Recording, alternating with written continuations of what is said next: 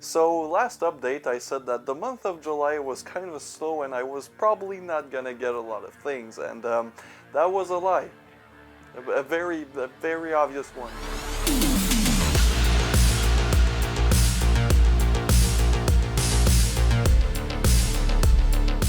So yes, welcome to this July 2022 update, and you guys have probably realized this, but I haven't posted a review like I usually do this week. I just wanted a break from the editing. The past few weeks I've kind of been cray. If you come to my live stream, you've probably heard about that, but you know, I'll stream a little, and then next week we'll be back on regular schedule, review every Tuesday. Just this week I wanted to, you know, the editing is probably my least favorite part of the whole creative process. I like filming, I like writing, and I like everything else other than editing. So yeah, this month there was a lot of things. Fantasia Film Festival, I went there. There was the Aero Table and then Vinegar Syndrome. And then I had to go to the city and I had to wait, so I went to a movie store, the Sunrise Record around here, and then Unobstructed View had their Criterion and other types of sale. So I got a lot more things than I thought I would get this month. However, not too bad. Got a new job, so should be fine. So, without further ado, the first film I got, The Barn. Also, I'm trying again my autofocus on this camera, just because I really like the quality better. So The Barn, the boys from the Ckin Cinema mentioned this one. Supposedly it's a bit over the top, a bit fun, but I've heard of this. It's been a while since this came out, and I've only heard good things. Yeah, 2016. Nevermore production, their cute little sticker there, Be Kind Rewind, throwback to VHS. So from what I've heard, this almost looks, you know, with the minor, this almost looks like one of my favorite, well, definitely my favorite slasher, My Bloody Valentine. So if it has those vibes, I'm gonna probably like it. Now to expand on my Ryan Nicholson collection, this is Famine. So this was funny because this was at Sunrise Record, which I'm always surprised to see, but I shouldn't be because I've been there a lot, but they have Unearthed released. Anyways, I was over there and I found the Blu-ray for this in the Kino section, which I don't know why the Ryan Nicholson was in the Kino section. Probably somebody just dropped it over there, but no. And I found the Blu-ray. The Blu-ray was like $25, which is good actually, because most Unearthed Blu-rays at Sunrise are like $42, which is total ripoff. But I found the Blu-ray for $25. Then I walked around the DVDs and found this one for like $19. And honestly, these are like early 2010s shot on video, not shot on video, but like shot on digital. I know I don't want to sound like an asshole, but I have a lot of Ryan Nicholson's films on Blu-ray, and it doesn't really change anything. They look like early digital, so DVD, Blu-ray, same shit, different day. And then, you guys know I'm working on a Franco video, and for some reason I decided to add to my workload and buy more Franco, which this is Angel of Death.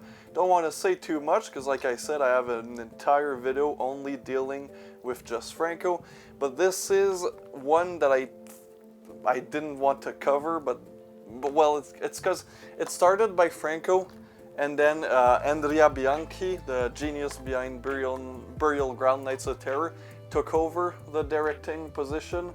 So I wasn't sure if it really counted, but then I watched it, and it was god-awful. Oh, I kind of spoiled it. It was bad, so I'm like, I'll cover it just because I didn't want to waste 90 minutes watching this pile of shit, and that I got on Amazon, not Sunrise. The rest of my stack, these are gonna be some Criterion DVDs, cause I like DVDs, man. I like DVDs, especially if it's like older films. It doesn't really change much. Plus, they're cheaper, and I've kind of been, you know, I've kind of been cheap recently, cause the prices in Canada have gone up the roof. So I'm like, you know what? Stick with the DVDs. And this one, I like the cover better, and it's not copium. I genuinely think the cover on this DVD looks better than the Blu-ray cover, and that's Onibaba, which this is like old school Criterion, and I kind of prefer old school Criterion's cover. Now I know it's art and everything, but the covers they have right now to me are a bit too simplistic. This is hand-drawn, clearly. I don't know, I prefer this type of cover over the modern Criterion of simplicity, like Jigoku. Like, what even is this? Like, I know it's like some fire and some devil. This is actually not that bad of artwork. I haven't seen any of these, but I'm pretty hyped about them. I love myself some 60s Japanese art house. And then we have my final Criterion DVD. Blu-rays are coming up, because I did pick up some Blu-rays. Picnic at Hanging Rock by Peter Weir. This is a Australian film, I'm pretty sure. I don't know, looks like fun. I like the concept. I've only seen the trailer, and yeah. Sexual repression in Australian society. My type of story. Can't wait to see this one. Probably gonna be pretty cool. Then we have some Dustin Wade Mills, because what do you need after some Criterion? You need some goddamn Night of the Tentacles. I hadn't seen a Dustin Mills film in so long. The thing is, he was one of the first like super indie, super DIY filmmakers that I followed his career. And I have like 4 of his films that he released himself, and I would get them often. The problem is then the Canadian dollar, the exchange rate was bad, shipping got worse. So I kind of stopped collecting, but I recently discovered that some of his films were released through MVD, like this one. So I think it's this one. I think it's Bath Salt Zombies, though some of them are out of print. This one was really cheap. I think maybe Bath Salt Zombies or Kill That Bitch that was released through MVD. I don't know why they don't just release his entire catalog. He might not want to distribute his entire catalog through them. But like, we need more Dustin Mills films. Not even sure if he still does films. He might just be doing animation and art. He's a great artist, don't get me wrong, but I really like this film. More unobstructed view sells. This, even though I have the first one on Blu-ray, I couldn't say no to, because this was $5 for 3 Poliziski films from Fernando Di Leo.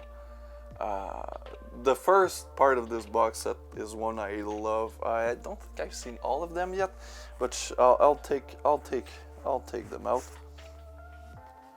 I don't really care to the Blu-ray or DVD, because from what I remember, these weren't the best transfers out there. So you have the booklet. The booklet looks pretty dope. Then you have Naked Violence, Kidnap Syndicate, not the old YouTuber that ripped off people with Counter-Strike lottery.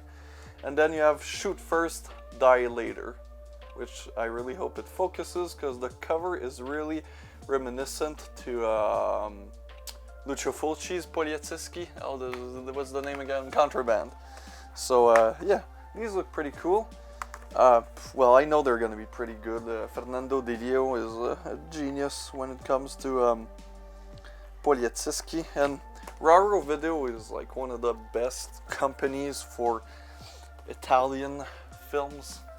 I love them, even though I said their transfer wasn't the best. But I mean, they're first of the Fernando Di Leo. Like, it looks good. I'm not like, it's not a Arrow or Vinegar Syndrome transfer. Let's just say that. But they don't probably have the budget that these two have. But anyways, I Cannibali, which this is a political and sociological film, but about zombies. It's like this modern zombie.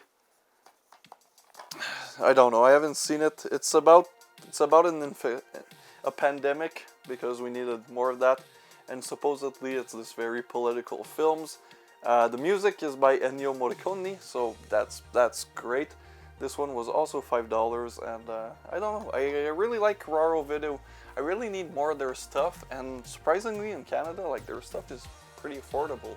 I have a lot of them. They're bunched up together, but one of my favorite that they released, because they release genre films, but like not anything like specific. Like, they release some horror, they release some giallo, they really release everything. But one of them that was quite surprised, and it's not really even a polietski, it's just a drama. It's Teenage Prostitution Racket, which was a wonderful film, and this kind of looks like this one, like that one, so I'll probably love it.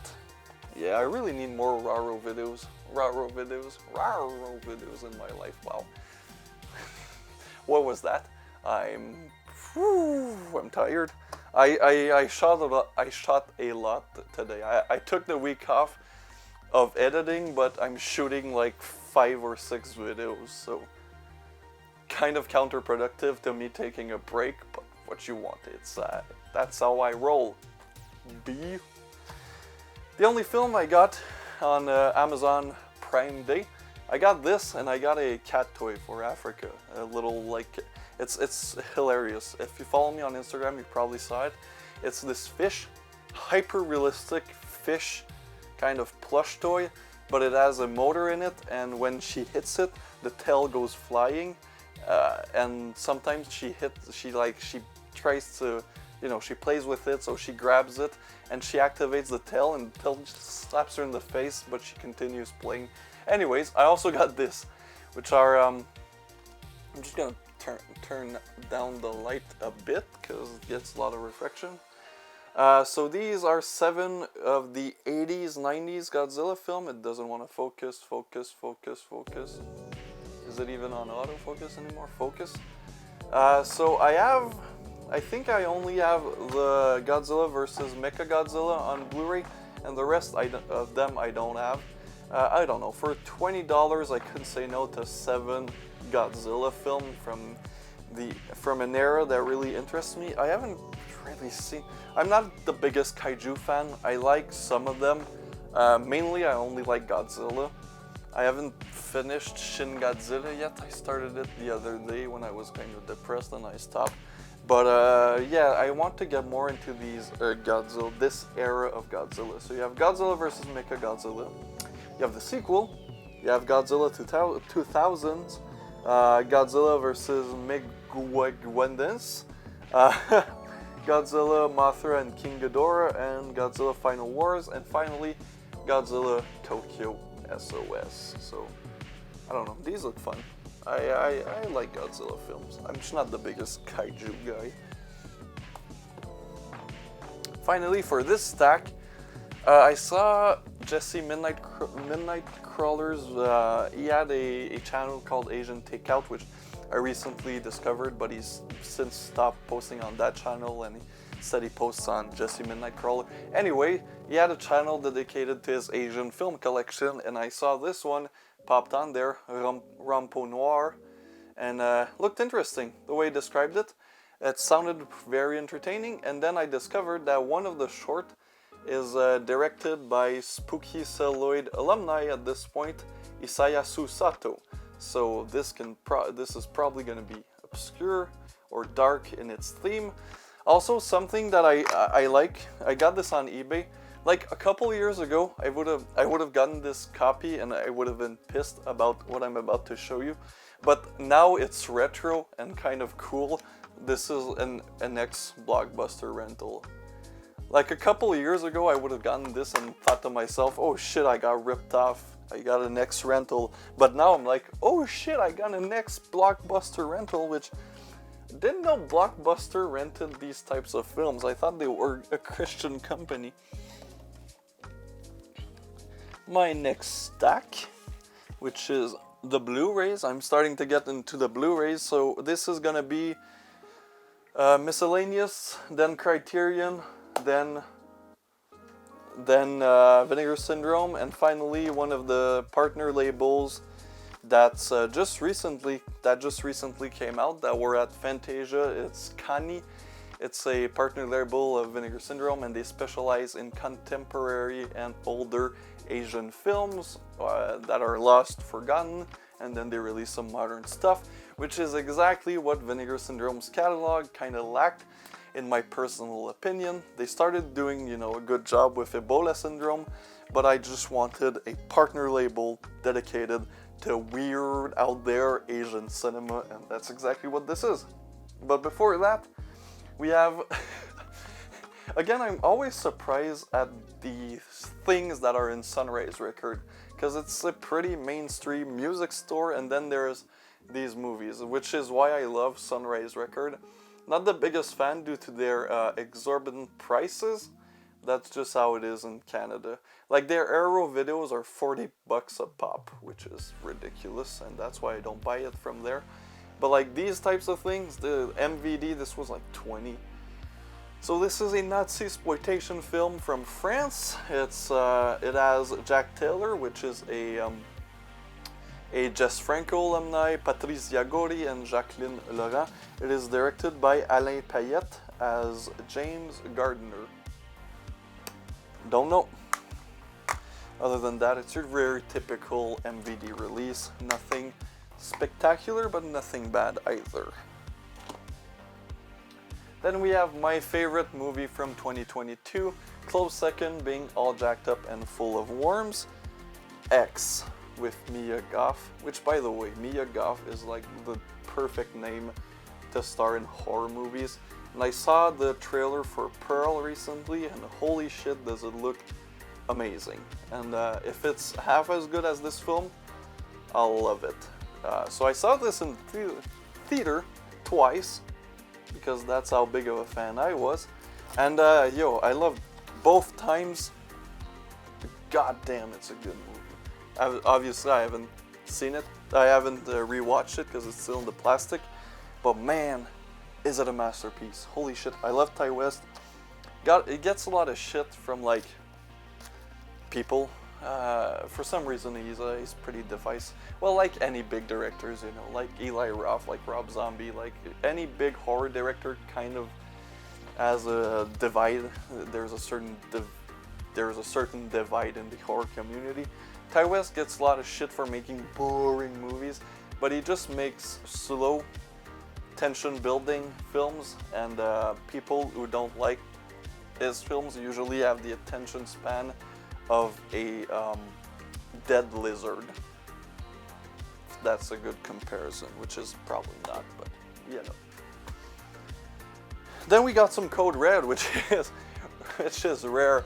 I like to buy my Code Red used to not directly support Bill, because Bill is a cunt. But this one I couldn't resist, plus there was like only one copy left on Amazon.ca, and it's a film I really want to see. Just because the title, that's Schoolgirls in Chains. Yes, I know.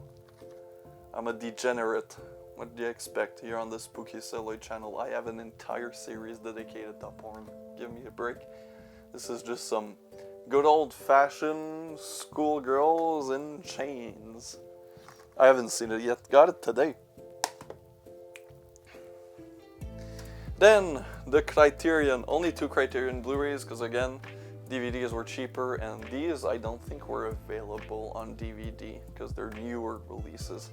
First one is Qui-Don, which looks beautiful. I've only seen the trailer, and it's very long. It's about 3 hours long, and it's an anthology, I think. It's the director made like 4 shorts about Japanese horror, so very traditional kind of ghost stories and stuff like that in a very Japanese fashion, and again, released beautiful. This is the type of artwork I don't like. Like, it's just a blob. It's just blobs. But the release overall is pretty good. And it's from a director that was famous for their political drama. And this is kind of different for them. And it looks beautiful. It's 3 hours long. I don't know when I'll watch it. And then we have another Criterion, because I'm an art ho. as you guys know, I like my art films. La Haine, which is a French film by Mathieu Kassovitz. And it probably won't focus because this is probably blown out to shit. Don't know if you can see it. So La Haine, this is a very kind of recent 95 film, so 1 year older than me, and it's about the problem of racism in France, which is still a problem today. And there are a lot of films that discuss that subject, but this is one that got released from Criterion. I don't know, I haven't seen it yet. Looks pretty cool. Then we have Vinegar Syndrome, and I was at their table and I got these two next releases before anyone else, because they were released 4 days after the day I bought them. And the first one, because this one was playing at Fantasia, didn't catch it because it was at midnight, and I'm not. When I have 2 hours of driving to do, I probably won't stay until midnight. But Shriek of the Mutilated, this cover is beautiful. I don't know if the film's any good. I should ask Grindhouse Funhouse. He did see it, I think. And then you have the original cover, which is just as beautiful because it's perfectly goofy from the 70s. And this is the type of releases I like from Vinegar Syndrome. They've recently kind of lost me. Not for any reason in particular. Well, I don't really care about 80s and 90s action sci-fi films, and like if I see a film with Billy Blanks in it, I won't buy it. But you know, then they release Shriek. They release Shriek of the Mutilated. They release some Jess Franco, which automatically makes me love them. This is Two Undercover Angels. Again, beautiful, beautiful, beautiful cover. And of course, these are two movies because the universe wants to keep punishing me and it doesn't want me to finish my goddamn Jess Franco video. But Kiss Me Monster. Looks good, looks good. Some Franco from 1969. They look like women James Bond type of films. Then I talked about Cani, maybe Cani. And the first film is Ode to Nothing, which I think it's a Filipino horror film. Cover kind of okay. Really gives me a Criterion vibe, which is not my favorite. But it's just the name of the film, and I can't really read it, but it's Ode to Nothing. Then same thing, these are not the greatest covers, I'm gonna be honest. This is really tough to read anything. My camera doesn't want to focus because it's just gray. So this is a Filipino horror film from 2018. I think this is my only Filipino horror film in my collection. Maybe Eddie Romero. Was it Philippines or Taiwanese or Thailand? I think they were Filipino. The Filipino Jungles. I should know this. Roger Corman produced women prison film about revolution in the Philippines. Okay, I have a lot of Filipino films, but nothing modern. I mainly have Eddie Romero films. So this is a modern horror film from the Philippines. And finally, we have a Japanese film, because I can't go anywhere without buying a Japanese film. And that is Video Phobia. So Video Phobia. And this cover looks fantastic, by the way. This is the type of cover I like. And the quote behind, the quote from the back, it is said the total worldwide viewing time of pornography amounts to 500 billion hours, roughly 5 million years. I've contributed to that number, I apologize, people. And it's Video Phobia, a film by Daisuke Miyazaki. Not Yamanouchi, sadly. I really want more people to release more Yamanouchi. This is a beautiful cover, like this shit looks great. It's a black and white film. I haven't seen it yet, like a lot of things in this update. It's a guy that works as a mascot. After going home with okay, it's a girl that works as a mascot, wakes up from a one-night stand, footage on a porn site, blah blah. This looks awesome. I'll probably review it. This is one I'm really hyped to see. Like, damn bitch, looks great. Black and white, fucking looks incredible. This is the type of release I like. And then there's a short film that the director basically made only for this release, and it's I'll Be Your Mirror. So that's what the guy at the booth told me. And then I saw they're releasing a few movies. They were showing What's Up Connection, and that was good, by the way. That was a really good movie. So he gave me a little sticker of like the credit card in the film. Then you have ckin, and then some ads for their future releasing. And then the mystery, where is it? Oh, I think it's, oh shit, I dropped everything. So there's a mystery, and I'll need experts of the of Asian cinema. I know there's a lot. So this is their catalog of things about to come, which is not me. Can it focus? So this is their release. Then there's this one who's coming up soon, and then What's Up Connection, and then I don't know if you can see it. I might have to manually focus on these. Oh, these nuts. Okay, these two things are teasers for their new releasing. So if you recognize these screenshots, let me know, and you'll know what their next releasing plans will be. All right, final stack, and it's quite the stack at that. It's the Arrow stack. So like I said, Arrow Video was there. Lovely people. I mean, for British people, they were lovely people. Really nice. I got quite some deals on a lot of these titles. Kind of normal. They usually give you a deal and you give them over $300 to $400. Yep. The first one, La Grande Bouffe. It's a French film, and it's often cited in the disturbing world of cinema. It's these bourgeois who basically eat and have like this orgy with food until they die.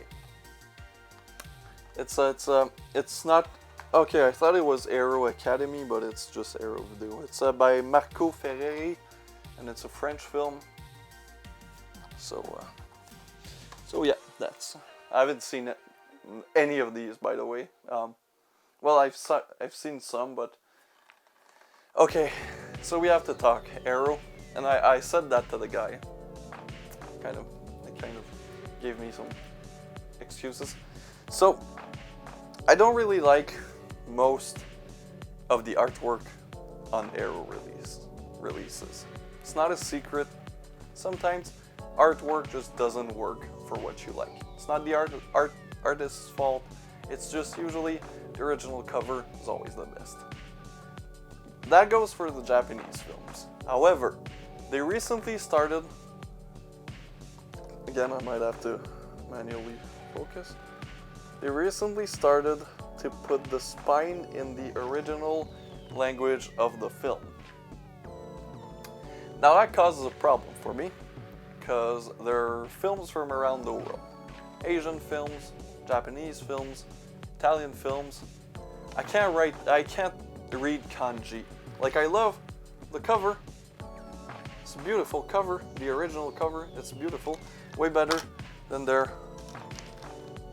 Like this looks good, but you know, I like the original cover more. But if I put it on my shelf next to my other Arrow that do that, but these ones don't. By the way, Orgies of Edo, Yakuza Law, Inferno of Torture, these are the inverted covers. And the guy at Arrow was like, no, we've always done this. No, you haven't.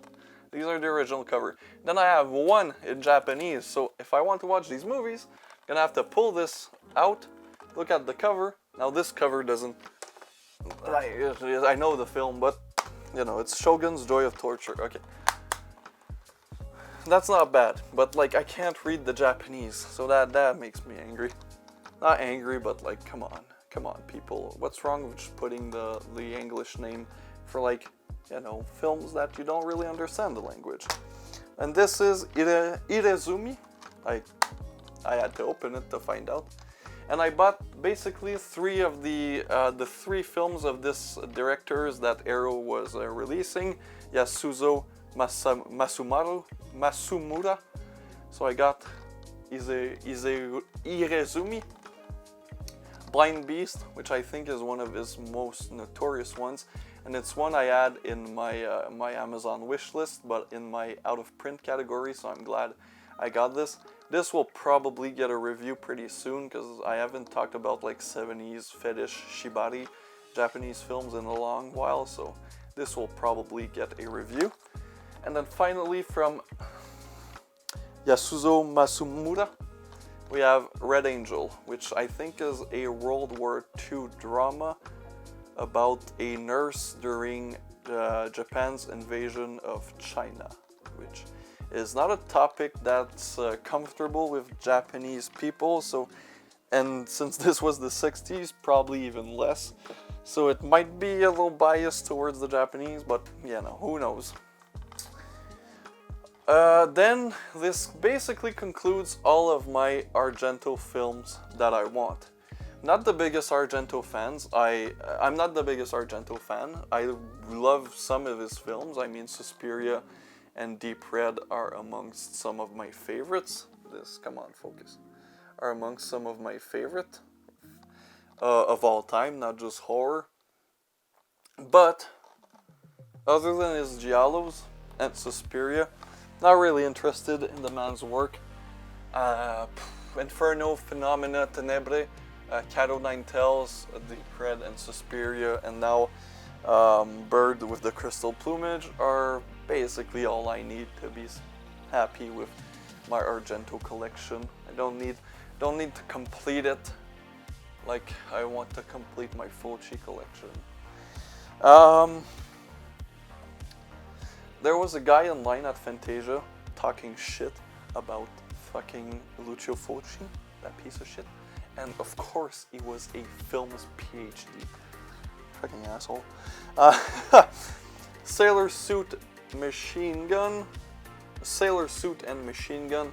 This looks like crazy Japanese nutty fun, and they told me it wasn't in like the in the Robo Geisha Machine Girl kind of variety. Even though I like those films, I'm not the biggest fan. And yeah, don't know what I got myself into. I haven't seen this one, and I really like this custom cover. Like usually on their slip covers, they kind of put the bar a little higher than on their regular releases. I haven't seen this in so long. I originally watched this on Netflix when Netflix was cool in the early days of their streaming services, and they just needed to put shit on there. So there was a shit ton of trauma, unearthed releases. I think there was Serbian film at one point. And this, Bloody Birthday. I don't know why it took me so long to get a copy of this. Maybe because I always get it confused with Bloody Moon or Happy Birthday to Me, the Canadian slasher. But there's a scene in this that I can't like get out of my head ever since I've watched this originally, and it's the kid that makes his friends pay 25 cents to peep on his sister. I don't know why, but that stuck with me for the past like I think this was like 10 years ago, maybe even more, because I was probably younger than 16. I don't know, that stuck with me. I can't wait to rewatch it. I might even pop it in after. Yes, Jack Hill. I think I'm missing one. I think I'm missing Pit Stop, and then I collected all of the Arrow / maybe Jack Hill films. So I have Coffee, Foxy Brown, Switchblade Sisters, Spider Baby is 2 women in prison films, and now The Swinging Cheerleaders, which again the white cover kind of screws with the lighting. But yeah, this one looks fun. This one looks like fun 70s sexploitation, and it's Jack Hill. So you know it's gonna be good. With a little booklet, you know it's gonna be some good shit. I love myself some Jack Hill, probably one of my favorite directors of all time. And finally, the box sets, because I bought 2 box sets. The first one shouldn't surprise anyone.